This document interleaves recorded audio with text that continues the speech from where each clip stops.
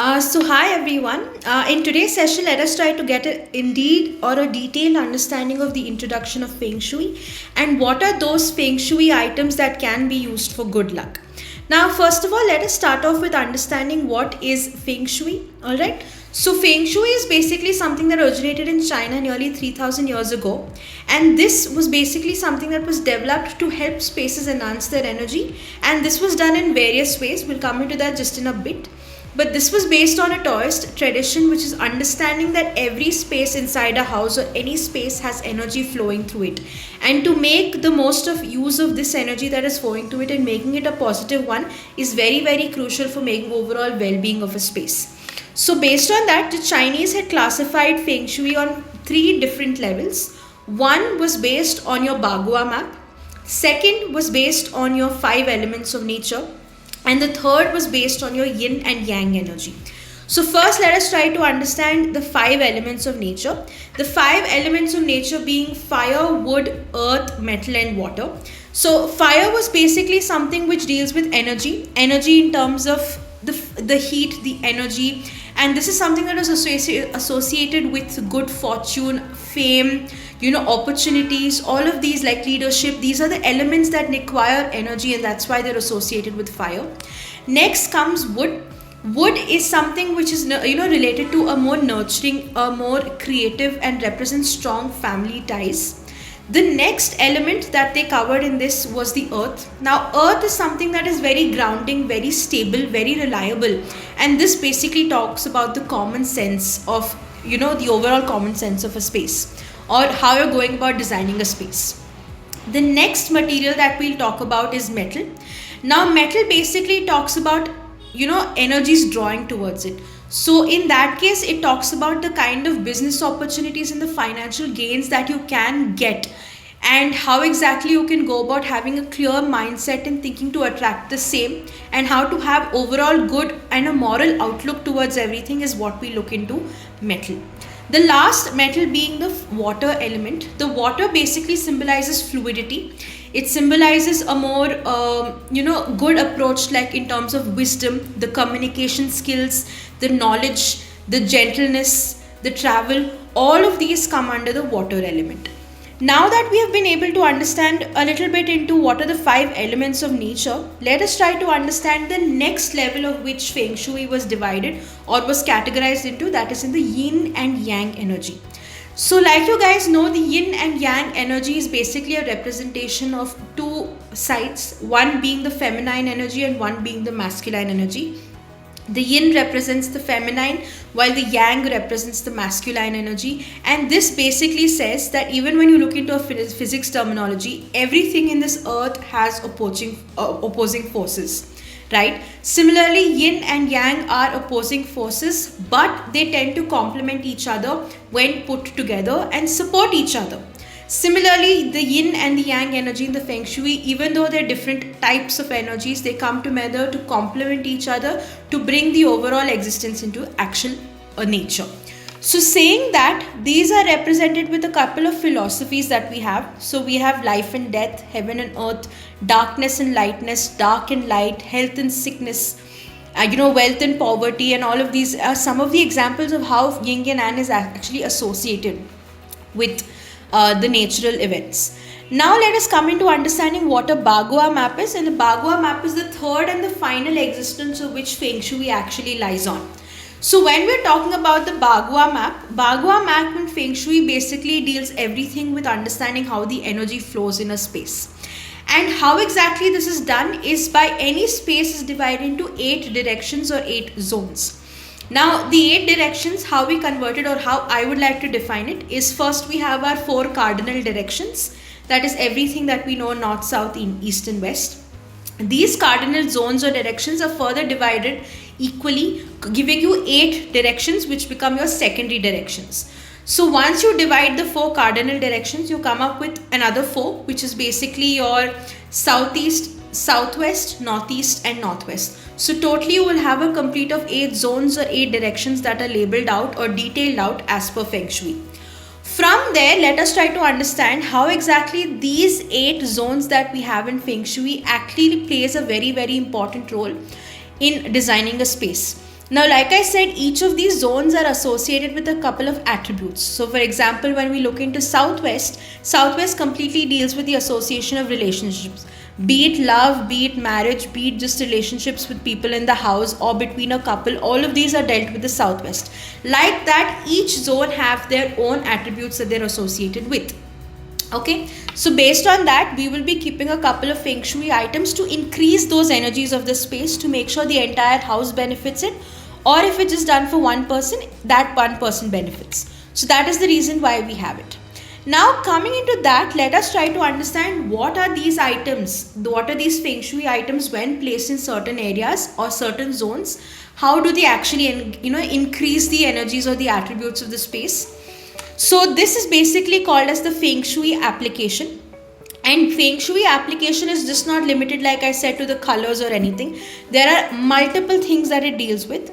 Today, when we're looking at items or feng shui items that can be placed, it basically tries to help us decide and understand what are the location, what is the construction, what are the architectural features already existing in the building, what are the placements, what are the file of style and placement of furnitures, orientation of furnitures, colors, decorating schemes, textures, locations of artifacts, what are the paths, outside features, circulation, everything goes into understanding its application. Now, of course, it's not limited because feng shui has got a huge approach over the years around the world. Many people are wanting their spaces to be energized in a good way and balance out all the negative energies in the space and having just positive impacts. So yes, feng shui has seen a huge impact and a grab in the real estate industry today, not just in China but across the world. So here are some of the feng shui applications or items that you can use in terms of your space to enhance the energies of that space. Of course, please do note, while you're keeping a feng shui item, it's very important to calculate the Kua number. We will be doing a separate video explaining a Kua number or how to calculate your personalized Kua number. But for now, in this particular session, we're only focusing on what are the items and what are the best zones to actually go about placing your items. Okay. So the first thing we'll be talking about is the Fu dogs. Fu dogs are basically a feng shui item which is placed, which basically comes from a Chinese traditional history. It's basically when you have two lions placed upon two lions are placed and their paws are placed such that they rest on an embroidered ball, which kind of gives them a reassurance about the playful side, yet a dominating and leadership side qualities and hence to enhance these qualities and to enhance the kind of aspects it's best to know your Kua number and place them according to the zones that they're associated with. Next comes the Feng Shui dragon. Now the Feng Shui dragon, like you guys know, it's one of the most things you can actually think about when you think about China, because the dragon itself is so predominantly known in a Chinese culture. So likewise, when we talk about the Feng Shui dragon, the Feng Shui dragon basically symbolizes wealth, power and abundance of opportunities. So having a Feng Shui dragon kept either in the zones associated with power, opportunities or wealth, you will be able to reap the benefits of the same. And of course, there are multiple sizes, multiple materials, all of that comes in.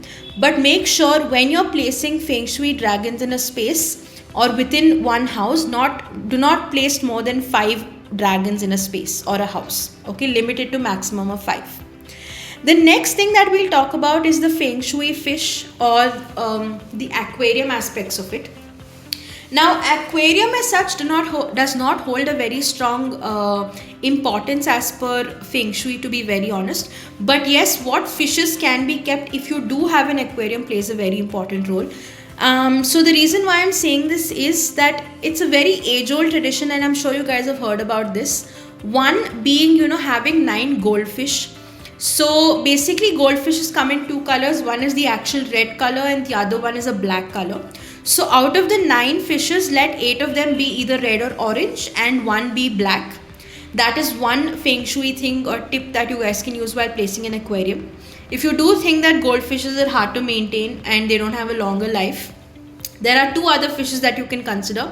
One is the arowana. The arowana is also known as the dragonfish, and this kind of helps in increasing a lot of prosperity, a lot of luck, a lot of opportunities, happiness, and also helps in warding out evil spirits as per belief.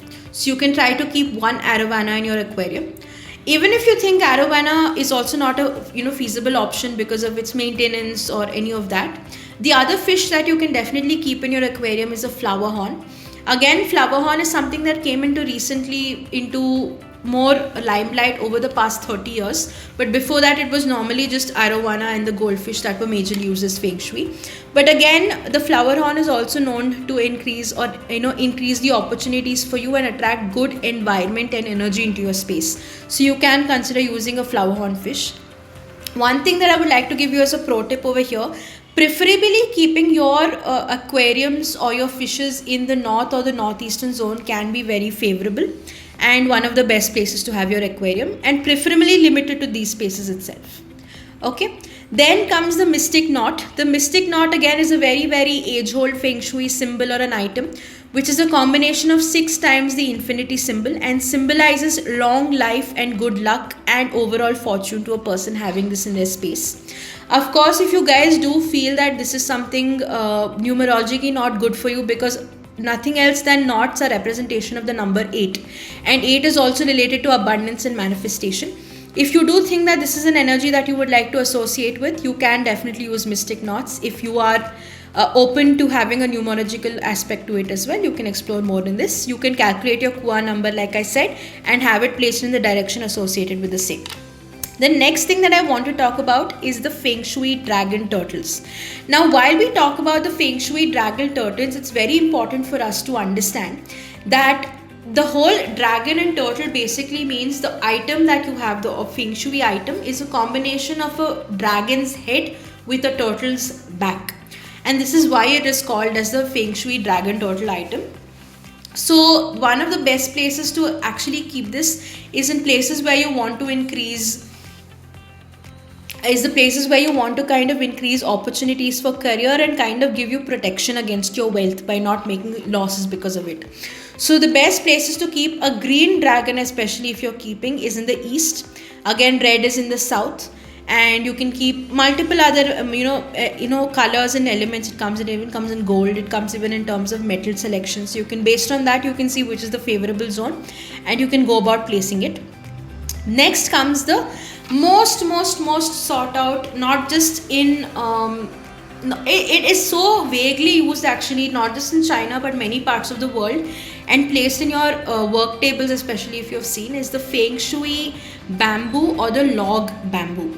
Now, the only difference between a Feng Shui bamboo or a lucky bamboo and a lucky log is that lucky bamboo is basically the stalks of your bamboo which are put together and kept in either a crystal clear pot or ceramic pot in water.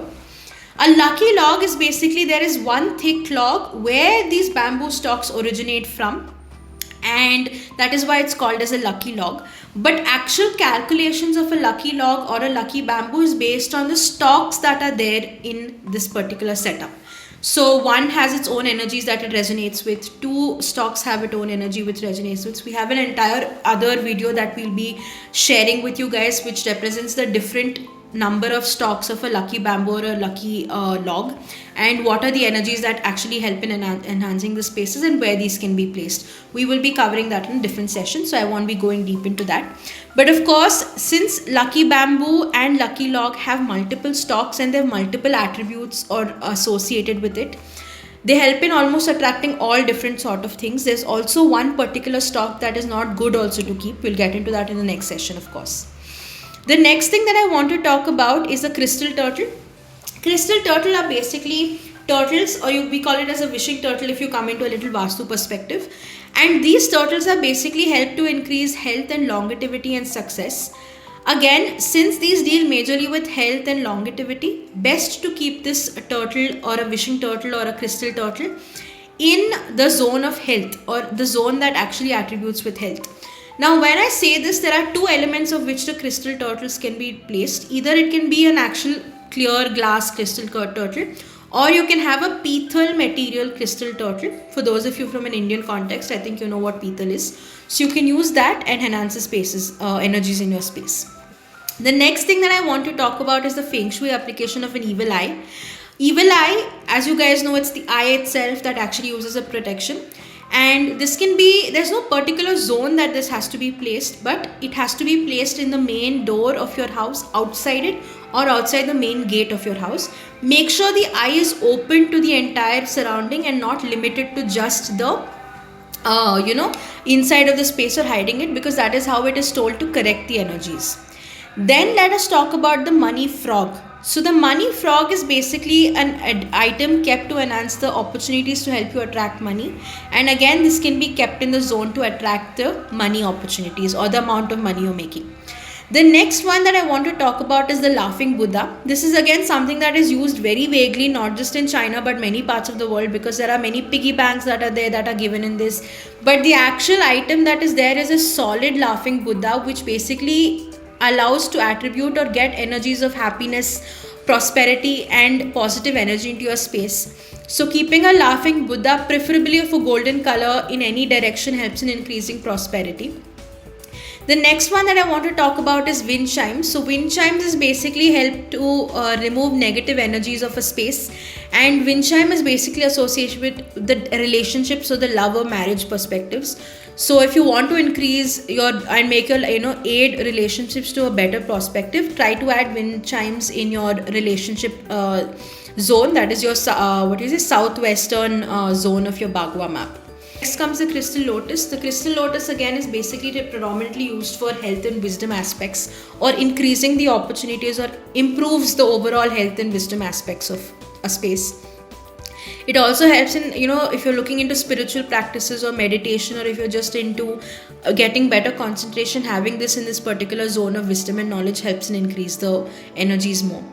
Then comes the dream catchers. Now the dream catchers are basically no particular direction as such as there, but the only fundamental law that deals with is that you must have a dream catcher either at the back of your headboard above your head, so you can get some peaceful sleep without having any negative dreams or bad dreams. Otherwise you can keep it near any window openings, again hanging from there.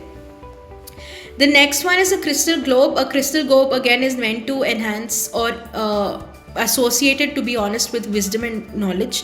So if you want to improve or have some growth in terms of wisdom and knowledge of any particular thing, you can keep it in the direction of wisdom and knowledge of the Bagua map to help it get more energies of the space. Next comes the owl. The owl, like you guys know, is actually seen both in Vastu and also seen in Feng Shui. And owl completely deals with concentration, keeps with sharpness of mind, and it completely deals with the subconscious and the intuition level of a mind or a person. So this can be best kept in the direction of wisdom to help you get more wisdom, more concentration, sharpness of the mind, and to be able to be in tune with your subconscious and intuition levels. The next thing that I want to talk about is the Feng Shui coin. It's also an item that basically is 3 coins intertwined with a red wire or a red thread. Again, as the coin suggests, it's basically used for helping monetary gains. So if you're looking for having better profits through money, you can go about doing this. This can be best either kept in the place of success or prosperity. Next comes the Feng Shui application of a rose quartz. Now, a rose quartz deals with a crystal mostly. And like you know, the rose quartz is a pink color element. So one I would like to say is that it's best to be kept in a relationship zone, that is your southwest zone again, because this helps in aiding and betterment of overall relationship quality, be it love or marriages. This can be either kept in a stone, it can be kept as a joid, a cluster or a tumbled stone, anyway, whichever is feasible, whichever is more monetarily feasible for you, you can definitely go about doing that. The last thing that I want to cover in today's session regarding a Feng Shui item is the Bagua mirror. A Bagua mirror is basically typically 5 inches in diameter, and basically it is a mirror with surrounding of wood around it. And this is basically found in 3 different mirrors. One is your flat, one is your convex, and the other one is your concave mirrors. Again, this is generally to enhance the overall positive energies of a space. So the conclusion of these items of having Feng Shui items is that once if placed properly in spaces, it does help in increasing the energies of that space and helps you bring more opportunities and growth in those areas. So amplification of positive energies in associated places plays a very important role.